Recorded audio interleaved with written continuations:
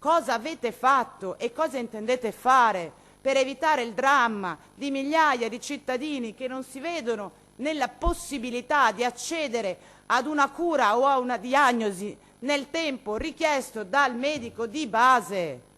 Ma vi rendete conto che è un dramma per tantissimi veneti?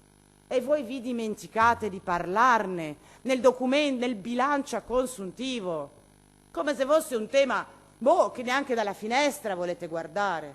Alla televisione ne sentite parlare di liste d'attesa.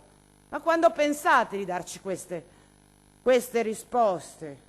Quando, Assessore Calzavara, se non oggi, si dovrebbe capire nel 2022, sa qual è il numero che manca in questo rendiconto? Il numero delle persone che nel 2022 ha rinunciato a curarsi perché non trovava posto in un ospedale pubblico per la diagnosi, per la malattia, per la prestazione, o quanti soldi i veneti hanno speso, chi ce li ha, per andare a fare la visita privata perché nel pubblico non la ottenevano. Non mettete le mani nelle tasche dei veneti, ma i veneti se le devono mettere nelle tasche per pagare le prestazioni che non riescono ad ottenere nel sistema sanitario regionale. E questi numeri io non li ho trovati nel rendiconto. Quanti veneti hanno rinunciato alla cura perché voi dovevate risparmiare 1,7 miliardi? Questa è la risposta che manca in questo rendiconto.